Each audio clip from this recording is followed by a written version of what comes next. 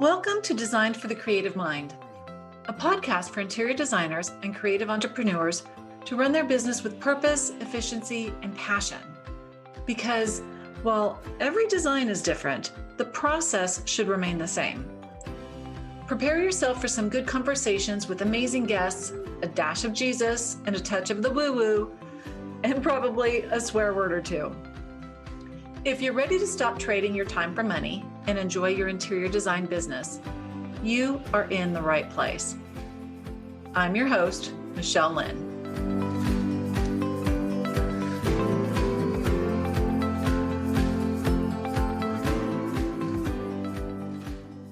Hey, everybody. Welcome back to the Designed for the Creative Mind podcast. I am excited to introduce you today to Jamie Van Cuyk, the owner and lead strategist of Growing Your Team. She helps women, small business owners, become confident leaders who hires correctly every single time. And Jamie, that's a lot. Thank you for being here. I want to hear all about this.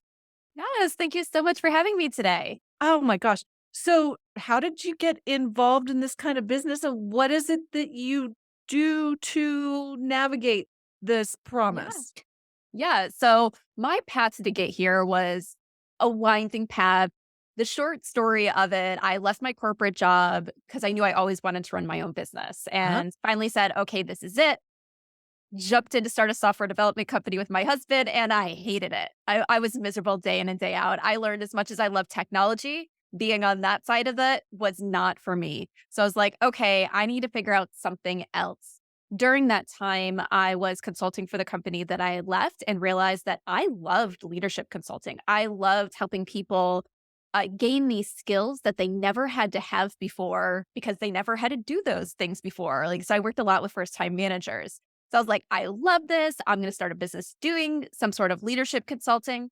And I was like, but what exactly do I go out and pitch? What exactly should my packages be? Because at that point in time, my audience, I said, was going to be corporate companies. So I was like, all right, let me go out and figure this out. So I had a member to the chamber. So I went to a lot of chamber events. I just was like, let me start talking to people. Kept finding myself speaking to small business owners over and over again, not the corporate people that were there, the small business owners. Right. And I was like, well, let me do some market research here too. Let me find out what their struggles are. Because I'm sure in some ways they're the same. And what kept coming up over and over and again was hiring. And they're like, can you help me? Hiring's a leadership skill. And I'm just like, yeah, no, my clients aren't going to be corporate clients. You're small businesses. It's not necessarily exactly the same, but I will find you someone. I will find you someone that can teach you how to hire from your first employee up. And I could find nobody to connect them with. There were people out there that said, I help small businesses with hiring. But once you look into who their ideal candidate was, they meant companies that already had 50 employees and they were going to be like their outsourced HR department. And I was like, okay, well, you can't get to 50 employees if you screw up with your first few. So I was like, that's not it. Or other people would build hiring maybe in a part of their bigger consulting and coaching frameworks, but you had to be a part of their whole consulting and coaching framework in order to get that hiring expertise. So I was like, there is nothing that's that standalone hiring help for small businesses. And so I thought about a lot of my backgrounds when I was in corporate, and I realized that while I wasn't in HR, I had a lot of hiring experience. I worked for an international marketing company, and my team members were mostly entry level, and they were constantly getting poached to go elsewhere in the organization. So I was always hiring. So I was like, I know what it's like to be in that hiring cycle. I've done it a lot. And my peer managers, it was the same for them. They were always in that hiring cycle, but they didn't always have the time to go and do those interviews. So I was like, I got you. I'm doing interviews anyway. I'll just let you know if I find someone that's good for your team. What I realized quickly was who was going to be successful on my team with my management style, the clients we worked with, the other teams internally we worked with was going to be different than someone that was on their team. Even though our team members did the exact same thing, those differences mattered. So I learned how to get into the nuances throughout the process to figure out who's successful. So it's like, I have all this knowledge. I worked with HR teams in the past through hiring projects. I was like, I'm going to do it. I'm going to be helping small business owners with the hiring process. I'm going to teach them how to do it. I'm going to teach them to be successful so they don't have to learn through trial and error. And now it's been at this time 5.5 years that since Growing Your Team's been born. Wow. So it was just a natural progression, which it sounds like it was right in front of you, but you didn't see it until people kept asking for it. Right. Yeah, exactly. If you asked me, they're like, what's your business going to be like, once you leave corporate? I would have never, ever in a Yes. million years told you that I was going to be helping small businesses hiring, but it just happens. And I love it. Oh my gosh, and it's so valuable because when it is a small business, every hire is a key employee. Right. It's not like Yeah. they're secondary or anything along that line. So, one of the things that I've heard and having experience hiring as well, let's talk about hiring for passion over skill. Ooh, Okay, yes. I think it's like that's really cool, but like what direction should you go in real life? Yeah. Yeah. So it's one of those interesting things. I think a lot of people will say hire for passion because you can always teach skill or you can get them in the right seat later. And I was like, that works well for corporate companies where there's lots of seats and lots of opportunities. You always Yes. hear the phrase, get them on the bus and you can figure out where they go later. That doesn't work in small businesses because we might have only one open seat on that bus and that we might not even be on a bus. We might be in a convertible where there is only two seats. So there's Yes. no place else for this person to go. So I say you have to hire for skill first because you're Mhm. hiring because you have a specific need and that person needs to be able to fulfill that specific need. However, because it's a small business, you can't ignore the passion. You can't ignore the connection. So you need to make sure that you can also get along with that person, that that person matches your management style, your culture, and everything else. So personality matters. But Mhm. when we walk our clients through the hiring process, it's skill first, then passion. Gotcha, gotcha. So you need to be able to define the role that you're hiring for and not just find a cool person and back them into it. Right. Exactly. Yeah. Cause like chances are you're hiring because you don't have a whole lot of time. And if you Right. don't have a whole lot of time, you don't have a whole lot of time to train them from the ground up. You can still help them improve their skills and grow over time, but Mhm. they need to be able to do the basic things that you're hiring them for. That makes sense. And so, how do you know when to hire? Yes. So I always love this question because I feel like it's one of those things we get so busy in our business, just going through the day to day, going through the motions, Mhm. that a lot of times we think about hiring way too late. So I always say we should do a review of our business at least once a quarter to see if Mhm. there's the signs that it's time to hire. Probably once a month would be better, but I know we're busy. So at least once a quarter, stop, reflect through your business, see if you have one of these four signs. And those four signs are one, you're saying no to your idea client. So there's projects that you want to take out on Mhm. that you would love to take on, but you're having to say no to them. This Mhm. could also mean you have a wait list. And in businesses, wait lists can either work for you or against you. Right. So sometimes they work for you because you can increase your prices. It creates that demand. It creates that thing of like, I'm an in demand business. And if you want to work with me, you're going to have to wait. And I know that if you want to work with me, you are going to wait for me. But Right. then there's other people in business that it's like, I can't take on their business today, which means that business is going to go someplace else. Or you realize that you're kind of at a ceiling for what you offer right now in terms of price. You don't have the ability to really increase your price and things like that. So the only way to increase your revenue is to bring in more business, but you can't because you're stuck and you're saying no because you're really at capacity. That makes sense. That's sign number one. You're saying no. Sign number two is you're losing customers due to your poor customer service, or your customers, even if they take it through the end of the project, they're not as happy as they once were. So you're not getting Mhm. those glowing reviews where people feel like they're just one of your 100 clients versus feeling like they're that special client. So, and this is typically because you're not responding to them as quickly as you used to. You tell them that you're going to have deliverables to them on Tuesday. And instead of Tuesday, you're always delivering them on Thursday morning with an apology of, oh my gosh, I'm so sorry that I got sucked into this and I couldn't get it to you, or I need one more day. So you're finding yourself always late and behind, and you're not meeting those expectations of your customers. Oh, that's a good one. Yeah. And sometimes this kind of goes back as we talked about that wait list, that poor customer service can also go into people are inquiring about your business. By Mhm. the time you have that initial conversation, by the time you get back to them or anything like that, they've already gone someplace else. So they're saying, I went with the person that called me back sooner. Like I've already Right. made my decision because I didn't know who to go with. So I contacted 3 companies the same day. So you realize that because of your response time, you're losing out on business or your customers are no longer happy. Sign number 3 is you want to do something new in your business, but you can't do it. So maybe you want to open up in a new market. Maybe you want to start a podcast. Maybe you have the thing that you do that these customers hire you for, but now you want to teach other people how to do this as well. So you have that additional Mhm. income stream or whatever it is for your business, but you can't do it because your time is stuck with what you currently offer and currently do. And maybe you're not fully at capacity there, but it's keeping you busy enough that you can't switch to add something new to your business. And then sign number 4 is that you lack skill or knowledge that is needed within your business.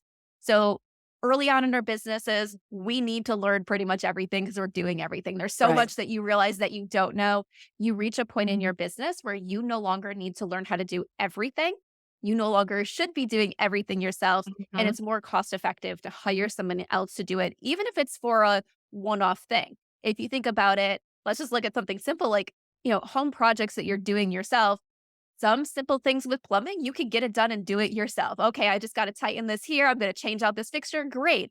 There's other things where you're going to get yourself in a whole load of trouble if you go and do it. And yeah, you can watch YouTube tutorials and you could do all these things, Right. but the time it's going to take you to do it and the chances of something going wrong, it's more cost effective to hire that expert to come in and do it for you. Absolutely. That makes perfect sense. So those 4 things are fantastic. And I can picture and I can feel, when I've experienced those myself. But so is there ever a time where it's like too early or too late? So you know when you need to hire, but I think I'm gonna get there in a couple of months and this person's sitting right in front of me now. Should I hire her or Yeah. like So too early, there are those things where you can potentially hire too early. Mhm. And some of those things are going to be that you don't really have the resources to hire at the level that you're going to hire for. Right. So even if you don't necessarily have the projects and stuff yet, but you can afford it in your budget, that's not necessarily that it's too early. It's when you really don't have the budget yet to afford that team member. And one of the things, the way I see it work here is you go and hire someone full time when really all you need is somebody part time.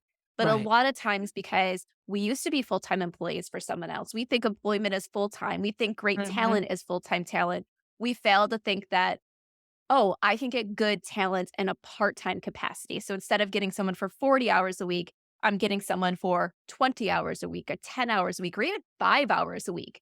Or we could have hired a contractor versus hiring an employee. So that way, if this task ebbs and flows, we have that person when we need them. When we don't have that work, we don't have to have them. So that's some of the things when you hire too early because you hire too big or too expensive for what your Right. business can actually sustain. The hiring too late, this happens a lot because we're afraid to delegate. We're afraid to hand over the reins. We then think about, I don't want to pay for something I can't afford. So I'm going to wait to make sure I absolutely can afford it. If you're waiting for that, chances are you're never going to get to that spot because you're always going to be in that mindset of, I can't afford it yet. But when you Right. hire too late, typically you're drowning. And when you're drowning in your work, it then also results in, when are you going to have time to onboard this person? Because even if they're good at what they do, they're excellent. They've been doing this for years for another company. They've never done it for your company. They don't know your processes, your expectations, the way you work with your clients. They don't know where you are in the middle of these. And they're just kind of like thrown into the deep end of the pool and told to start swimming. And Right. they're like, okay, but which way? Where do I go? So part of it is when you hire too late, you don't have the capacity to take that person from being that new hire to a great team member. So even if they have the potential, you can't lead them there. Yeah, I have been so guilty of that. Just waiting until you're buried and you can barely see the light, and then you're expecting them to hit the ground running. It sets up an unusual dynamic as well Yeah. because they don't onboard, and there's never that full connection. Or if there is like 3, 4, 6 months later. It's like, "Oh, this is what I'm supposed to be doing." Yep. And it's one of those things that's like onboarding is a forgotten part of the hiring process because we think that hiring really ends when we present them that offer letter, they say yes, and Mhm. then they show up on day one. And it's like, no, no, no, no, no. That person isn't really a full employee for you until they go through the onboarding process. So Yeah. you need to get them to that point. And studies have shown that companies with good onboarding processes retain their employees at a higher rate. Because if you don't have good onboarding, people don't feel connected to your organization. They feel like they were thrown into the deep end. Absolutely. So let's talk about that because a lot of the audience is going to be maybe solopreneurs, maybe individuals who never actually worked in corporate. So, like, define onboarding for a small business. Yeah. What does So that entail? onboarding is simply put, and then we'll dive a little deeper into it. It's the process for taking someone from day one, brand new, to being able to fully do their job and understanding how their job works in the organization. No more training wheels, no more nothing. They're fully in being able to meet every expectation of their job. So in a small business, this typically takes a little bit more time than people expect because you've been doing the work and you need to trust yourself to delegate it to somebody else. Right. So we always say onboarding is like a stair step approach. A lot of times, the simplest way to break it down is you do it, they watch, you guys do it together, they do it, you watch. Now they're Mm. doing it on their own and you're checking it every once in a while. Now they're completely on their own. And depending on the task and depending on everything, that might look a little bit different. Right. Sometimes that moves really quickly. You can get through all those steps in one day. Other times, with other things, it's going to take a few weeks to get there. Onboarding is then also remembering that people don't drink from fire hoses because it's way too much at once. So, Mhm. how do you train them on things in a manner where they absorb and you also have the ability to teach? Because let's just say we're bringing someone in full time. So, they're working 40 hours a week. Chances are you don't have 40 hours to train someone that first week. You might actually only have 10 hours to sit with that team member on that first week. So, you have to understand if you only have 10 hours of training time, they might not be able to do every function of their job at the end of that first week because they need more training time. So, Mhm. what can they do that then they can do some things of value for your organization, or they can take that and learn more on their own, where then you teach them the next piece of their job, and then the next piece, and then the next piece. So, it's not day one, you teach them all aspects of their job. It's what are those building blocks? So, if you think of it like Legos, how do you put it together to eventually get to this finished project versus just throwing all the Legos together and being like, hopefully they land in the right place. Yeah, and not under your bare foot. Right. Okay, so when you're going through that, or what sort of questions can you ask when you're hiring to know if this person's going to be, let's just say, amenable to working with a small business or just in general? Because the onboarding is not going to be as smooth in a small business as it is, well, hypothetically, in a corporate role. Yes. Yeah. So the thing about it is you really need to pull out from that person things like what's their learning style? Like how do they interact with others? How a lot of things what people want in a small businesses is someone who's a self-leader, which I'll Mhm. just give you a little spoiler there. Most self-leaders are created because the manager allows them to be a self-leader, not because someone really has necessarily the skills. But there are some people that are more driven to begin with. So we change, even though a lot of times you'll use the term self-leader, we look at what exactly do you need? We look at their motivation, what drives them. Are they Right. the person who thinks 5 steps ahead or are they the reactive person? So you want to pull out a lot of their work style. How have they performed in the past to see how they can function in the future? And so you ask questions that really say, tell me about a time when. Give me an example of. So we might Mm. ask a question to figure out their learning style. Tell me about the last piece of software that you had to learn for your job that maybe you struggled with at first.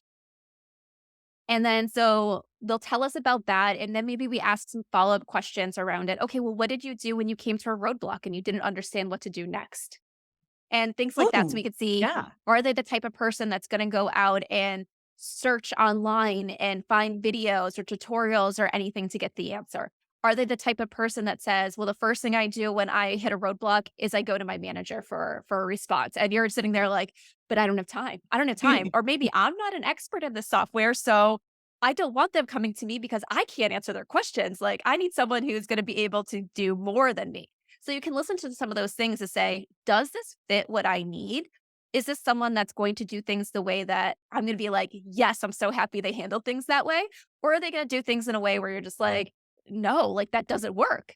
And like you could be the Right. type of person that says, I want someone to come to me with their questions because I can answer their question like this. But if they're going to go and search Google for the answer, search Uh-huh. YouTube. They might spend 2 hours trying to find an answer on their own when it could have been done in 5 minutes. So it's like knowing what you want, what you're looking for, and then asking the questions to uncover, is this what I'm looking for? You break it down so succinctly. And I'm thinking back to people that I've hired, and I'm going way back, like way back. And I'm like, oh, that would have been a really good question to ask that person.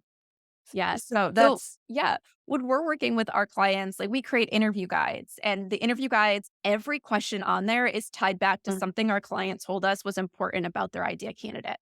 So So is we that don't how you put go any, about your business? You interview me per yeah, se before yeah, you start interviewing others? Or yeah. So we take every one of our clients, no matter what the package is, what we call our hiring kickoff call, where uh-huh. I ask a series of questions to really uncover who your idea candidate is. Because a lot of people are like, I need someone who could do these tasks. Great. Well, what does that mean in your business? What does success mean? What are those things where you're like, this is make or break? What are those things you're like, well, this would be nice to have, but I don't care. Like if everyone has it, 'cause maybe I can train on it, or maybe it's just the Mhm. icing on the cake, but the cake's still going to be delicious without that skill. Yeah, so we really dive into a whole bunch of questions, and then everything that's created and everything we go through after that ties back to that idea candidate that we pull out during that conversation. So, as I was saying, one of the things we do is create the interview guide. Every question ties back to something that you told me about your idea candidate. And what we do in additional is with majority of the questions, not every question, because some of them are pretty straightforward.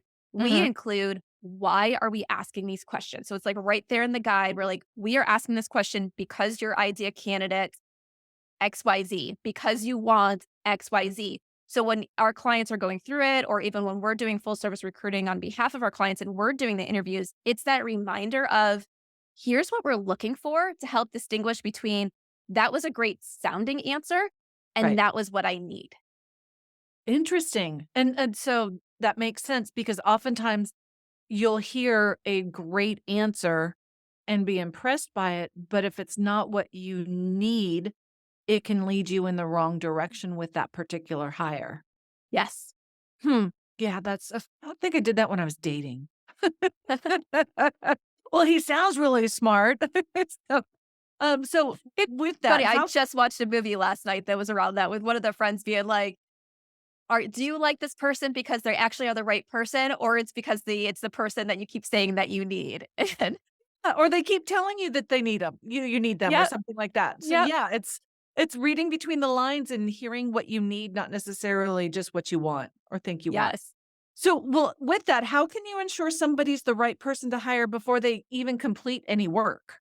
Yeah. So it's really about that interview. It's about asking the right questions and knowing who your idea candidate is. So when you really figure out who is your idea candidate, asking those questions. And one of the things we say is so important. One of the questions we always take through is, what does success look like for this role? This is what we ask our clients when we're going to Oh. create those interview questions, because you need to know what it means for someone to be successful. So Mhm. that way you could say, is this the right person? Is it not? We do work with a lot of clients when we're going through the process that they become very hesitant on making that offer. And a lot of times it's because they've been burned by people in the past. They're like, I hired this person. I thought they were great. They didn't work out. So then we'll say, okay, well, why don't you think this person's going to work out? And then we'll say, oh, they'll say XYZ. And I was like, but we asked about that. Were able to dive in. They were able to give examples there. So we Right. really want to make sure, like, as I said before, that we ask questions that uncover what they've actually done in the past. Because as they say, past behavior is the best indicator of future performance. And it doesn't necessarily mean that person needs to have done the exact same role before. There's a lot of times we're looking for transferable skills. There's a lot of times when we're hiring in small businesses that the role we're hiring for is never going to look exactly like the role that they've done. It could be Right. 75% the same, but that 25% is going to be really different. But that 25% to us is still really important. So we Mhm. look for a lot of transferable skills, which means the situations that they're going to get in, they might never done those exact same situations, but we can look at, how did you handle this? How did you handle things when everything's gone wrong and a customer's upset? How did you handle things? Or tell me about like times when you had to uncover or really pay attention to the details, that those details mattered and you were able to catch a mistake because you were looking at those details. So we think about, what do they really need to do skill wise, not necessarily task wise, skill wise, and ask those questions. So we might not say, you've been in this exact scenario with our clients just like this. Tell me about Mhm. it. We're looking at things. Do they know how to calm down an upset customer? Do they know how to, if it's really important, pay attention to the details? Do they know how to actually be a project manager versus being told everything to do? So once we're really able to say, what have they done in the past? We can look Mhm. at that to say, okay, they should be able to do this in the future. That makes sense, and they've got a strong foundation on which to build upon. Yep. Well, wow. The way you go about this has got to be such a huge benefit for small business owners.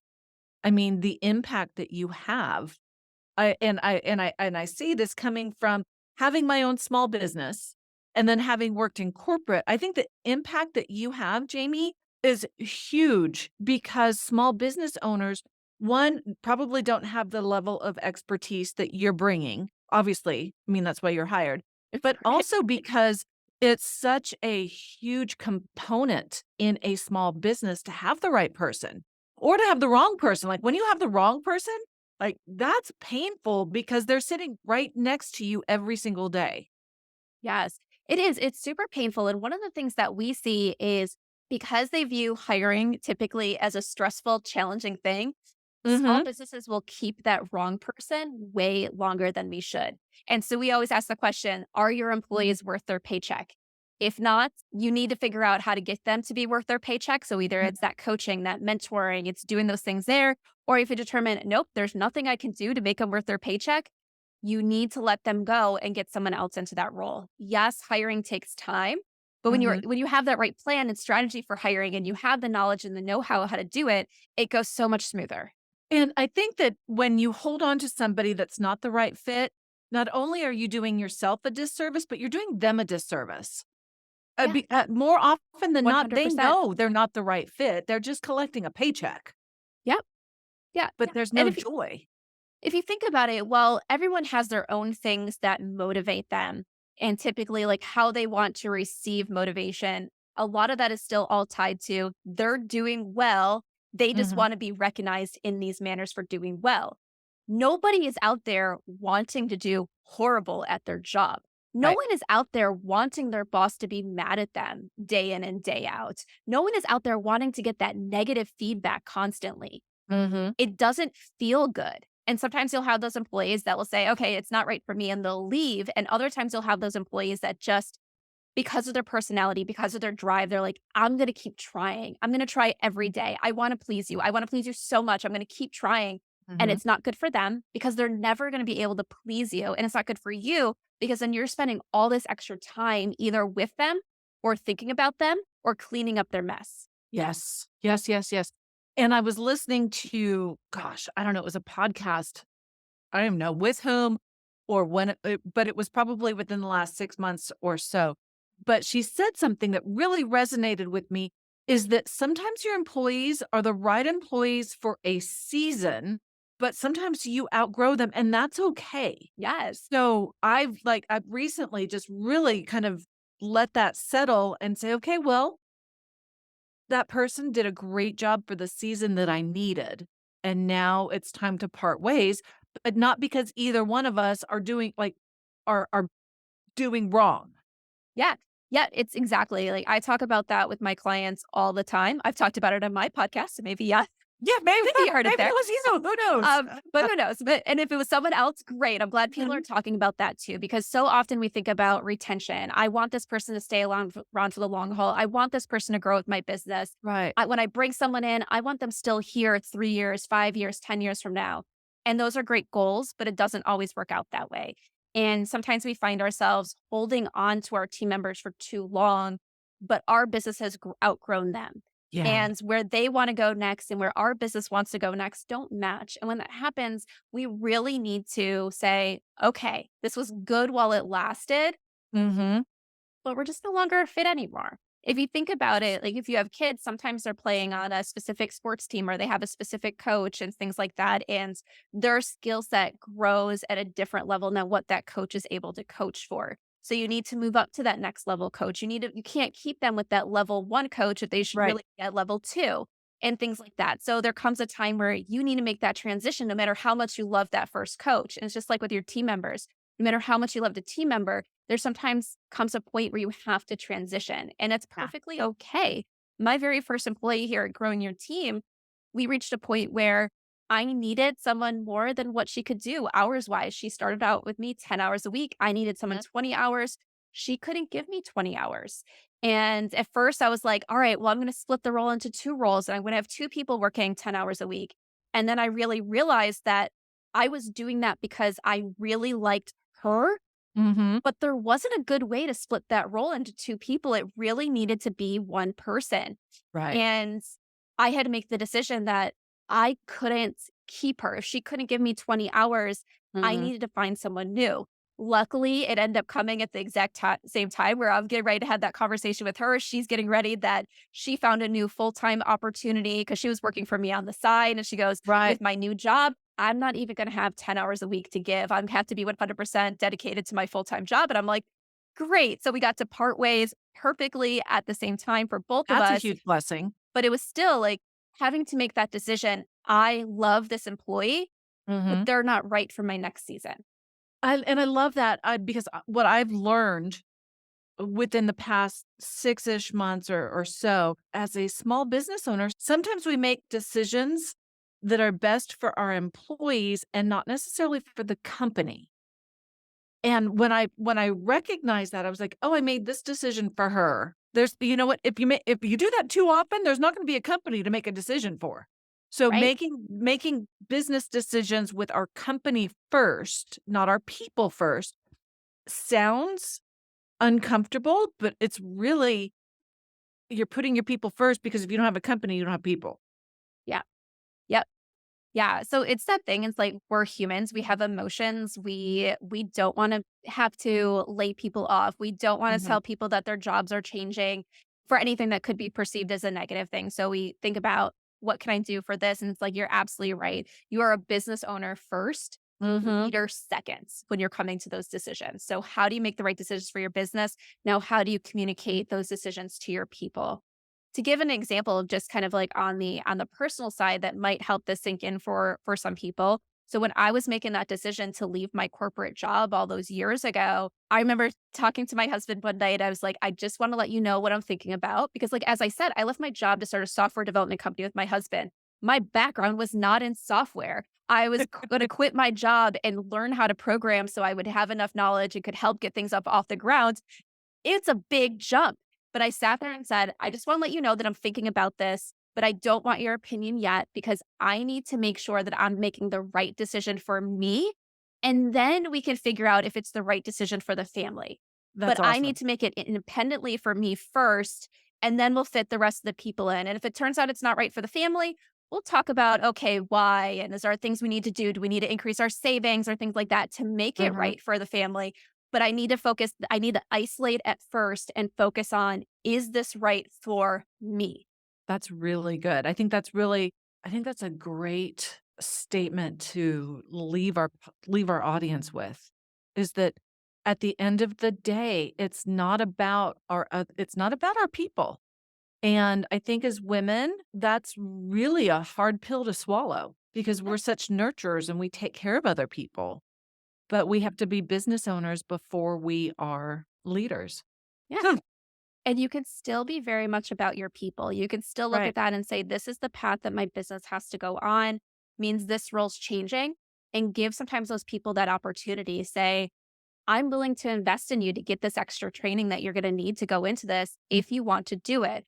Or Mhm. I'm going to have you take on these responsibilities in order for you to be able to keep doing what you're doing. Does that work for you? You know, and kind of have those Yeah. conversations. You don't have to go in and flat out say, these roles are changing, you're out. You can have those conversations. Or you You can don't have have the to be Beth conversations. Dutton. Yeah, you can have the conversations to say, because sometimes it will be, there's just no more room for you at the table anymore. This position's being eliminated. I don't have another place for you to go right now, Right. maybe in the future, but let me help you find that next opportunity. I will reach out to my network to see who's hiring. I will be there for a reference for you. I will keep Mhm. you on instead of giving like 2 weeks notice or saying your job's done today. you could stay on for 2 months while you're going and looking for that next opportunity. During those 2 months, if you find a right opportunity and you have to start for them, we can end sooner, but you have 2 months that you're still on my payroll where you can be looking for a job. So there's things you can do that still say, I am people focused. I care Mhm. about people, but you're putting your business first. I love that. And I think it's so true because at the end of the day, the only thing small business owners have is our reputation. And it's not just our reputations with our clients, but it's also our internal clients Yep. and leaving them with a good taste in their mouth because Lord knows how many times, it's a small world. You cross there's a lot of crossover a lot of times. Oh, yes, definitely. So, Jamie, on a more personal note, I'm curious, when in your day do you think about your business strategy? Ooh, good question. I will Yeah, honestly it's admit I don't think it's something that I do every day, Mhm, but probably I would say at least once a month I'm sitting down there and thinking about that overall business strategy and how that's really going to play out. What I mhm, want to be focusing on, what new we should be adding in, what things we should be taking away in terms of mhm, things like marketing. Does this work? Does this not work? I do have sometimes it's those conversations with team members. So I have one team member that I meet with every Monday. So sometimes it's like we're talking about the tactical. Okay, what did you do? What do you need from me? What's up on the plate for this week? Okay, well, as we're thinking forward of what needs to be done, here's the goals, here's the strategy, here's everything we're working for. Are we still working towards those items? mhm. So it's at least once a week, I would say I'm having those conversations. It's probably about once a month that I'm really sitting down and focusing on that strategy. Are we moving in the right direction? Are we not? And I really learned to do that because I realized, I think it was about a year and a half ago now, I realized that I was following the money instead of creating the business that I wanted. And that I needed to say no to certain things, Mhm. even though it was good financial opportunities, because it wasn't the business that I wanted. It wasn't serving clients in the way that I wanted to serve clients. So from that, I realized that I need to do this a little bit more often. I need to sit Right. down to make sure I'm still moving on the right path for my goals, Mhm. recognizing that my goals can change as I get more information in front of me. But am I making the conscious decision to change my goals? Or am I just changing my goals because I'm following money or I'm following something that really isn't right for me in the long run? Mhm. Sometimes they're vanities, Yes. egos. So, how do you bend your job? Do you okay, what am I trying to say? There's a certain lifestyle, like, do you build your business around the lifestyle that you want? Or is it the other way around? Does your lifestyle kind of follow in the footsteps of your job of your business? So I would say right now it is kind of the lifestyle first. I think it's Mhm. been one of those things where that wasn't always the case, and I felt like I was working all the time and working all the time and going nowhere, like those types of things where you're Yeah. just like, so I have two little kids. I want to make sure that I'm taking the opportunities to spend time with them. So I am very strict now about my business hours and Mhm. when I am available for clients. Occasionally, if it's a client's in need or things like that, I'll meet outside of those business hours. But my Right. business hours are when my girls are at school. Once they're home, I might work on stuff if they're busy doing homework or like I said, a client needs a meeting and the only time they can meet is 4:30 in the afternoon. And I'm like, okay, we'll do that because I need to make sure I'm serving you. But, It's an you know, exception, not the but rule. so it's the exception, not the rule, but it's really having that time they come home, I'm mom first. When one of the things that I did, like right now we're recording this, it's Thanksgiving week. My girls are out of school all this entire week. We have the entire week off. This is the only meeting that was pre-booked on my calendar Lucky because me. the rest of the time I was like, no, meet with my clients if they need to be met with this week, but no Mhm. one can schedule time on my calendar without my permission. So all my scheduling links and stuff are blocked off for this Yes. week. That way I'm in control of it. So that way we can go out and do something fun, but I'm still here for my clients. I'm still getting that work done. So it's building in those things and be very good about just blocking time off. One of the things that I heard someone say a few years ago, they were talking about a conversation. This was a consultant. They were talking about a conversation they're having with one of their clients. And this client wanted to go pick up their kids from school every day. They would leave the office to go pick up their kids.